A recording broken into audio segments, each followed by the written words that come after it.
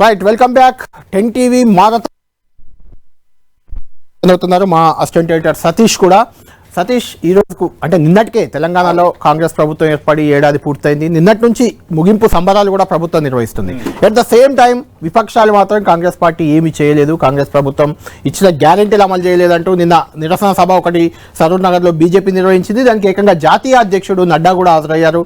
ఇప్పుడు తెలంగాణ భవన్లో ఈ ప్రభుత్వ ఏం చేయలేదు ఏంటి అనే అంశానికి సంబంధించి ఛార్జ్ షీట్ కూడా ఒకటి బీఆర్ఎస్ రిలీజ్ చేస్తుంది. ఆ తర్వాత మధ్యాహ్నం మాజీ ముఖ్యమంత్రి కేసీఆర్తో ఎమ్మెల్యేలంతా భేటీ అవుతున్నారు. ఎందుకంటే రేపటి నుంచి అసెంబ్లీ సమావేశాలు, దానిలో వ్యూహరచన కోసం జాయిన్ అవుతున్నారు. అక్కడ కేసీఆర్ ఏం మాట్లాడబోతున్నారు, ఏడాది పాలన పూర్తయిన సందర్భంగా కాంగ్రెస్ ప్రభుత్వంపై ఎలాంటి కామెంట్ చేయబోతున్నారు అనేది ఖచ్చితంగా ఒక ఇంట్రెస్టింగ్ ఫ్యాక్టర్ గా ఉంది. నిన్ననే పొన్నం ప్రభాకర్ కూడా కేసీఆర్ ని కలిశారు. కలిసి తెలంగాణ తల్లి విగ్రహావిష్కరణకు రావాలని ఆహ్వానించారు, విందు భోజనం కూడా చేశారు. అయితే విగ్రహం రూపురేఖలపైనే బీఆర్ఎస్ అభ్యంతరం వ్యక్తం చేస్తుంది. ఆ విగ్రహాన్ని తాము అంగీకరించేదే లేదని చెప్తుంది. కాబట్టి ఖచ్చితంగా కేసీఆర్ హాజరయ్యే అవకాశం అయితే లేదు. అయితే ఛార్జ్ షీట్ లో హరీష్ రావు ఏమంటున్నారు చూద్దాం. ఆ తర్వాత ప్రభుత్వం ఏమేం చేసింది ఏడాది పాలనలో, వాళ్ళు చేసింది ఏంటి, వాస్తవానికి హరీష్ రావు ఛార్జ్ షీట్ లో వాస్తవాలు ఎన్నున్నాయి, అవాస్తవాలు ఎన్నున్నాయి, ఇలాంటి అంశాలపై కూడా మనం మంత్రి పొన్నం ప్రభాకర్ మాతో కాసేపట్లో జాయిన్ అవుతారు. ఈ ఛార్జ్ షీట్ పై ఆయనతో మాట్లాడదాం. ముందు ఛార్జ్ షీట్ లో ఏముందో ఒకసారి చూద్దాం. రైట్,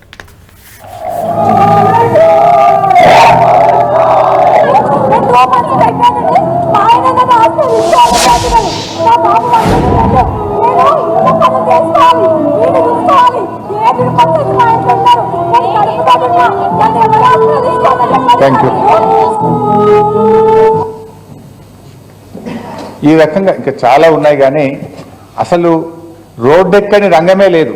రైతుల్ని రోడ్డెక్కించారు, నిరుద్యోగుల్ని రోడ్డెక్కించారు, అవ్వా తాతల్ని రోడ్డెక్కించారు, పోలీసులు రోడ్డెక్కించారు, నిరుద్యోగులు రోడ్డెక్కారు. అన్ని వర్గాల ప్రజల్ని కూడా ఈ ఏడాది కాలంలో రోడ్డెక్కించినటువంటి ఘనత రేవంత్ రెడ్డి గారి ప్రభుత్వం. ఇంకా వచ్చిరాగానే అనాలోచిత ప్రకటనలు, ఆగమాగం. గచ్చిబౌలి నుంచి శంషాబాద్ ఎయిర్పోర్ట్కు మెట్రో రైలు రద్దు, ఫార్మాసిటీ రద్దు, హైదరాబాద్లో 10 గంటలకే వాణిజ్య వ్యాపారాలన్నీ బందు, హైడ్రా పేరిట కూల్చివేతల పేరిట అరాచకం. అంటే ఇవన్నీ కూడా ఒక నెగిటివ్ యాటిట్యూడ్.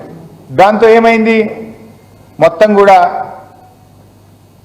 వ్యాపార సంస్థలు వెనక్కిపోతా ఉన్నాయి, పెట్టుబడులు వెనక్కిపోతా ఉన్నాయి. దాంతో నాలుక గరుచుకొని అన్నీ తూచి అన్నాడు.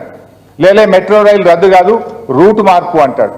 ఫార్మాసిటీ రద్దు కాదు, కొంత మాత్రమే పెడతా అంటాడు. 10 గంటలకు దుకాణాలు బంద్ అంటాడు. లేలే ఇది మళ్ళీ 1 గంట దాకా పెంచుతా అంటాడు. కానీ ఏమైంది, జరగాల్సిన డ్యామేజ్ జరిగిపోయింది. హైదరాబాద్ బ్రాండ్ ఇమేజ్ ఆగమైపోయింది. పెట్టుబడి పెట్టే సంస్థలు పునరాలోచనలో పడ్డాయి. రేవంత్ యొక్క అపరిపక్వ వైఖరితో రాష్ట్ర ప్రగతి మసకబారింది.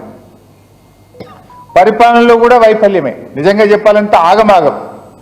మీరు చూస్తే ఇది ఎంత తత్తర బిత్తర ప్రభుత్వం అంటే, హైదరాబాద్ నగరానికి సంవత్సరంలో 3 పోలీస్ కమిషనర్లు మారారు, ట్రాన్స్కో సిఎండీలు 4 మారారు, జిహెచ్ఎంసీ కమిషనర్లు 3 మారారు, రంగారెడ్డి కలెక్టర్లు 3 మారారు.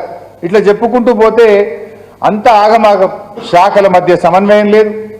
ముఖ్యమంత్రి స్వయంగా నిర్వహిస్తున్న విద్య, ఎస్సీ, ఎస్టీ, మైనార్టీ శాఖల్లోనే పరిస్థితులు అత్యంత దారుణంగా అస్తవ్యస్తంగా ఉన్నటువంటి పరిస్థితి.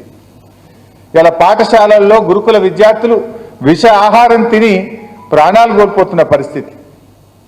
మద్యం అమ్మకాలు పెరగడం లేదని, ప్రజల్ని ఇంకా మద్యం బాగా తాగించండి అని 31 మంది ఎక్సైజ్ అధికారులకు మెమోలు ఇచ్చిన ప్రభుత్వం రేవంత్ ప్రభుత్వం. అంటే దీన్ని బట్టి ఒకటి ఏమర్థమవుతుంది, సీఎం రేవంత్ రెడ్డి పరిపాలనలో ఆయనకు కన్విక్షన్ లేదు, కాన్సన్ట్రేషన్ లేదు, కన్సిస్టెన్సీ లేదు అనేటువంటి విషయం చాలా స్పష్టంగా ఈరోజు మనకు అర్థమవుతా ఉంది. చివరికి వరదలు వచ్చినాయి. మీరందరూ ఖమ్మంలో, మహబూబాద్లో వరదలు వస్తే చూశారు. వరద సహాయక చర్యల్లో కూడా ఈ ప్రభుత్వం దారుణంగా ఫెయిల్ అయిపోయింది. 3 మంత్రులు ఉన్న ఖమ్మం జిల్లాలో వరద ముంచెత్తితే సకాలంలో సహాయక చర్యలు చేయలేకపోయారు. చీటికి మాటికి హెలికాప్టర్ ఎత్తారు. భువనగిరి పోయినా హెలికాప్టరే, గజ్వేల్కి పోయినా హెలికాప్టరే, చివరికి నగరేకల్ పోయినా హెలికాప్టరే. అంటే ఈ ప్రభుత్వంలో ఉన్న పెద్దలు చీటికి మాటికి హెలికాప్టర్ వాడింది కానీ వరదలు వస్తే కనీసం వరద బాధితుల్ని కాపాడడానికి హెలికాప్టర్ కూడా పంపలేనటువంటి చేతగాని ప్రభుత్వం ఈ కాంగ్రెస్ ప్రభుత్వం. చివరికి ముగ్గురు మంత్రులు ఉన్న ఖమ్మం జిల్లాలో పరిస్థితి ఏంటంటే ఒక బాధ్యత మరచినటువంటి ఒక మంత్రి సిగ్గు లేకుండా భగవంతుని మీదనే భారం అన్నాడు. భగవంతుడే వాళ్ళని కాపాడాలని చేతులెత్తిండు మంత్రి. అంటే వరదల్లో చిక్కుకున్న 8 మందిని ప్రభుత్వం కాపాడకపోతే స్థానికులు జేసీబీ సహాయంతో ఆ 8 మంది ప్రజలు తమకు తామే కాపాడుకున్న పరిస్థితి. కొంతమంది ఏమో హెలికాప్టర్ రాక ప్రజల్ని కాపాడుకోలేక 7 మొన్నటి వరదల్లో ప్రాణాలు విడిచినారు. 7 ప్రాణాలు పోవడానికి ఈ ప్రభుత్వ వైఫల్యం కారణం. వరద బాధితుల్ని ఆదుకోవడంలో కూడా ప్రభుత్వం చాలా దారుణంగా ఫెయిల్ అయిపోయింది. సబితక్క, నేను, జగదీష్ రెడ్డి గారు, గంగుల కమలాకర్ గారు ఆ రోజు మేము ఖమ్మం వరద బాధితుల్ని పరామర్శించడానికి మా జిల్లా పార్టీ అధ్యక్షులు మధు గారు, ఖమ్మం జిల్లా నాయకత్వం పిలిస్తే మేము అక్కడికి వెళ్తే మా మీద రైట్ సతీష్,